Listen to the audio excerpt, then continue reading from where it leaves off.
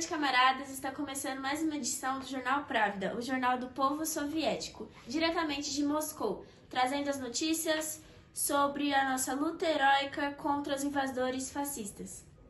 Hoje, dia 14 de novembro de 1942, nossas gloriosas tropas do Exército Vermelho continuam resistindo com bravura nas ruínas de Stalingrado, sob o comando do camarada general Chuikov. Cada rua, cada casa, cada pedra do chão é marcada pela coragem soviética, principalmente de nossos soldados. Os soldados que estão no fronte de Voronezh, fiéis ao juramento à pátria e ao camarada Stalin, realizaram pesadas baixas contra o eixo, destruindo aviões, tanques e posições nazistas. Atrás da linha de frente, os trabalhadores e trabalhadoras continuam mantendo-se nas fábricas, trabalhando dia e noite arduamente. As heroínas de Chelyabinsk e Magnitogorsk superaram os normativos do plano de guerra em 135%. O aço soviético se transforma em armas e em tanques, aumentando a potência do arsenal de nossa pátria. O nosso povo soviético não se curva, unidos como um só, homens, mulheres, jovens e idosos. Lado a lado, lutando junto ao camarada Stalin, defenderemos cada palmo de nossa terra.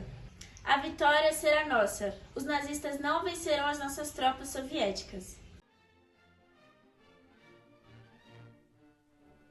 Капитан Метницкий принимает для своей части 2 досрочно отремонтированных танка.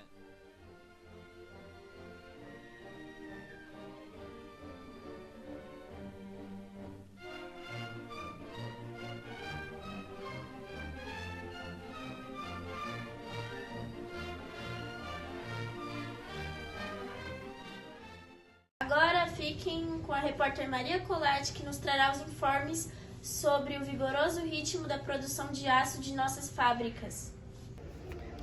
Obrigada, Larissa. Bom, camaradas, mesmo com vento gelado soprando pela estrada das indústrias, o calor fervilha com muito vapor. O nosso jornal teve acesso exclusivo a uma das fábricas de produção de mísseis e armamentos tecnológicos. Nos últimos anos, o primeiro plano quinquenal tem mudado muito a paisagem industrial da nossa querida nação. Isso, então, fez com que várias fábricas se instalassem em vários lugares diferentes, assim assegurando a nossa segurança. Bom, camaradas, mas aqui onde eu estou é onde acontece a real fabricação das armas. Estou com a trabalhadora Irina, de 34 anos, para me responder algumas curiosidades. Bom, Irina, qual é o sentimento que você tem de fabricar armas e coisas em geral tão importantes para a nossa nação? Bom, camarada Colatti, realmente é muito importante trabalhar no desenvolvimento dessas máquinas e armas para a nossa guerra. E um sentimento de orgulho de estar junto com a nossa nação, trabalhando para o desenvolvimento dessas armas e fábricas. Bom, camarada, imagino mesmo que deve ser um sentimento muito bom de ajudar a nossa nação como podemos, né? Mas e sua rotina de trabalho, como é? Bom, é extremamente exaustivo. Nós levamos um dia inteiro para fazer apenas uma arma. E nós também não temos muito tempo de almoço, nem descanso. Então, realmente é muito exaustivo. Sim. Imagino mesmo que deve ser muito exaustivo. Mas o que você diria para os jovens que querem seguir esse mesmo caminho que você? Eu diria para que eles não sigam este caminho, até porque, como eu havia dito, é realmente muito exaustivo e demanda muito do nosso tempo. Eu, por exemplo, agora queria muito estar com a minha família neste momento de guerra, sim, mas estou aqui tendo que fazer e desenvolver armas para a União Soviética. É como escrever a história com as próprias mãos. Sim, imagino, camarada. Muito obrigada pelo seu tempo, inclusive. Ainda nessa parte de fabricação de armamentos, a gente sabe, como a camarada Irina falou, que demanda muito do nosso tempo, rotina, amor e até mesmo carinho para ajudar a nossa nação. Mas ficam sabendo que é um trabalho muito importante e que se não fosse pelos trabalhadores como a Irina, não teríamos proteção. Bom, gente, e foi isso sobre a nossa entrevista com a camarada Irina. Volto com a Larissa. Muito obrigada, repórter Colatti, pela excelentíssima entrevista. Acompanhem agora com a repórter Bruna Silva os informes e as entrevistas comoventes com nossas cidadãs soviéticas. Olá, camaradas! Hoje vamos falar sobre a dura realidade vivida em nossos campos de guerra. O chão da mãe Rússia vem sido manchado com o sangue do nosso povo, desde a violenta invasão alemã. Nossos campos de guerra são locais de combate e resistência. Os soldados soviéticos não enfrentam só o frio cortante, mas também o peso da morte ao lado. Agora nós vamos falar com a camarada Yasmin, uma ex-militar. Camarada Yasmin, conte para nós como era resistir em meio à destruição e quando tudo parecia meio perdido. Como você lidou com a situação? Olha, era tudo muito difícil, porque tinha dias em que a gente acordava em meio aos escombros sem saber se a cidade ainda era nossa ou se tinha sido tomada pelo inimigo. Mas a gente continuava, porque não era só pela gente, era por todos que tinham sido levados, tinham sido massacrados. Então, por mais que a gente achasse que tudo tinha sido perdido, a gente tinha que continuar. E no fronte, como o Exército Vermelho se organizava, mesmo diante da pressão brutal do inimigo? Olha, a gente tinha um exército muito grande, mas a gente ainda assim sofria com a falta de recursos. A gente passava um frio extremo, a gente passava muita fome, fora que os soldados viviam em situações precárias, sujos, doentes, mas mesmo assim a gente tentava resistir com o que a gente podia. Mas nada disso compara com o medo que a gente tinha, porque a gente estava sempre na mira do inimigo, a gente sempre podia ser atacado a qualquer momento. Fiquem agora com a repórter Bruna, que trará os informes de nossos aliados. Obrigada, Larissa. Bom, camaradas, é com imenso orgulho que reporto diretamente do coração da resistência soviética, o Stalingrado. Depois de mais de 6 meses, o Exército Vermelho acaba de alcançar uma vitória contra as forças de Hitler. A batalha começou em 23 de agosto de 1942 e só agora, em 2 de fevereiro de 1943, conseguimos expulsar os últimos soldados alemães.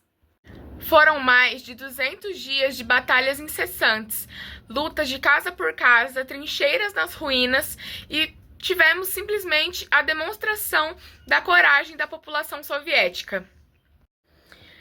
Os nazistas achavam que conquistando a nossa cidade, que leva o nome do nosso grande líder Stalin, eles dariam um golpe mortal em nossa moral. Mas eles subestimaram nossa força, nossa moral e nossa união pela nossa pátria. Mesmo cercados, nossos soldados com temperaturas abaixo de 0 não recuaram. Mas muito pelo contrário. Nós cercamos os invasores e os forçamos a se retirar. Estima-se que mais de 300 mil soldados inimigos foram capturados, mortos ou feridos. Uma derrota humilhante para Hitler e um sinal claro que a virada de chave da guerra começou aqui, em solo soviético. Hoje não celebramos apenas uma vitória militar, mas também celebramos o espírito inquebrável do povo soviético. Bom, camaradas, nessa edição especial do nosso telejornal, voltamos nossos olhos e nossos corações para a Batalha do Stalingrado. Para compreender ainda melhor como esse movimento foi visto fora de nossas fronteiras, nós vamos convidar uma jornalista dos Estados Unidos da América que acompanhou toda a repercussão da batalha no seu país. Seja bem-vinda, camarada americana. Gostaríamos de ouvir sua visão sobre essa vitória histórica e para isso lhe farei algumas perguntas. Nos Estados Unidos, como os senhores enxergaram a resistência do povo soviético em Stalingrado? Olá, camarada Bruna. Então, a resistência em Stalingrado foi muito inspiradora e impressionante. E também o povo soviético teve uma determinação inabalável diante da adversidade, o que tornou a cidade um símbolo contra o nazismo. E também várias pessoas do nosso povo ficou impressionado com a luta da União Soviética. Como a inteligência americana avaliou a atuação do Exército Vermelho na batalha? Bom, camarada, a nossa inteligência observou que o Exército Vermelho adaptou as suas táticas ao terreno urbano. E eles usaram a cidade como um próprio labirinto para eles conseguirem neutralizar as forças alemãs, o que foi bem engenhoso da parte deles até. Ela também mostrou a capacidade dos soviéticos de terem recursos e tropas muito rapidamente, o que nos deixou muito impressionados. Você acredita que sem a vitória soviética nessa batalha, o rumo da guerra teria sido diferente? Sem dúvidas, camarada Bruna. A vitória no Stalingrado foi um ponto crucial na guerra, porque se os soviéticos não tivessem ganhado, o eixo ia continuar avançando para o leste da Europa, o que traria uma desigualdade. O que a imprensa americana relatava ao povo sobre os combates em nossa cidade? Bom, a imprensa cobria a batalha com intensa emoção e também falava muito sobre a bravura dos soldados soviéticos E o povo estadunidense ficava muito aflito e muito ansioso por uma vitória, especificamente depois de tantas derrotas do povo soviético. Você acha que a vitória soviética influenciou de alguma forma o ânimo dos soldados americanos no fronte ocidental? Absolutamente. A vitória em Stalingrado elevou a moral das tropas americanas, porque eles ficaram muito felizes em saber que os soviéticos estavam conseguindo uma luta contra os nazistas, o que fez que a gente teve mais ânimo para continuar a derrotar um inimigo em comum. Obrigada pela entrevista e até a próxima. Muito obrigado por suas palavras, camarada americana. É reconfortante saber que o sacrifício do povo soviético também é reconhecido pelos seus aliados. É sempre bom lembrar que Stalingrado não foi apenas uma vitória militar, ele foi uma vitória do espírito humano.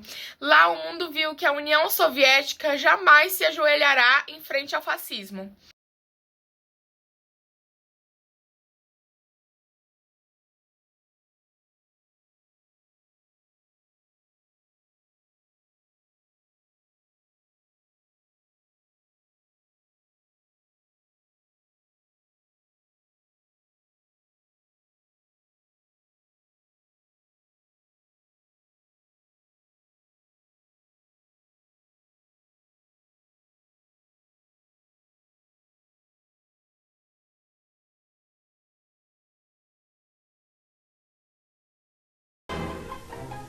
Новотроицкая МТС начала уборку богатого военного урожая.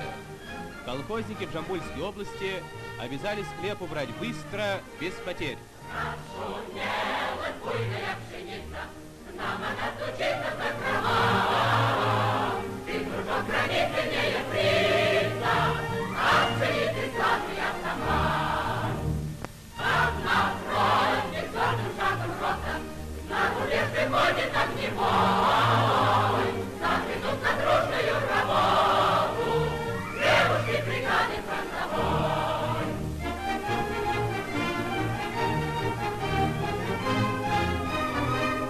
Страдная пора.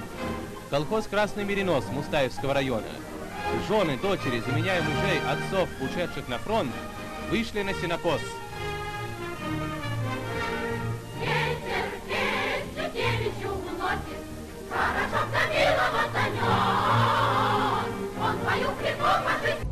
Olá, camaradas! Estou aqui novamente, só que dessa vez com uma ex-refém que sobreviveu aos ataques da Alemanha nazista.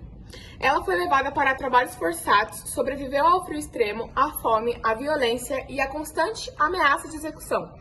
Hoje, com coragem e lucidez, ela vai compartilhar a sua história, como símbolo de resistência e superação. Como a senhora se lembra do momento em que foi capturada pelas tropas nazistas?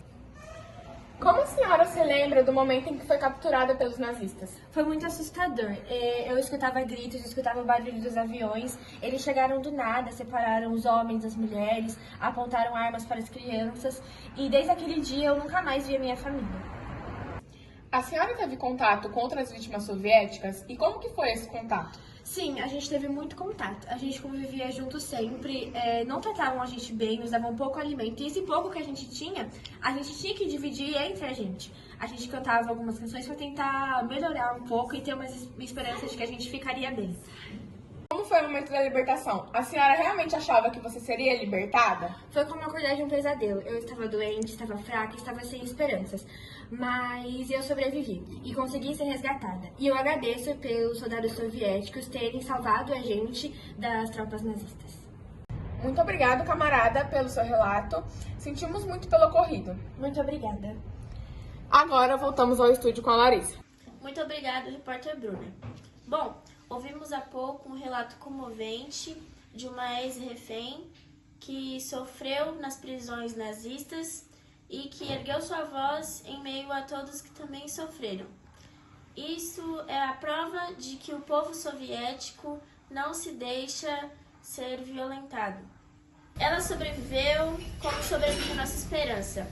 A lembrança de sua luta é o que alimenta os soldados que hoje estão lutando contra o eixo nas ruínas de nossas terras. O Exército Vermelho formado pelo sangue e pela luta dos nossos trabalhadores e camponeses, segue firme protegendo a nossa humanidade contra os fascistas e protegendo os nossos cidadãos e resgatando nossos reféns das armas nazistas. E assim nos despedimos desta noite, certo de que cada dia de resistência será uma construção rumo à nossa libertação. E assim nos despedimos dessa noite, certos de que cada dia é um passo a mais rumo à nossa libertação. Boa noite, camaradas, que a coragem esteja entre nós até reconquistarmos a paz. Viva a União Soviética!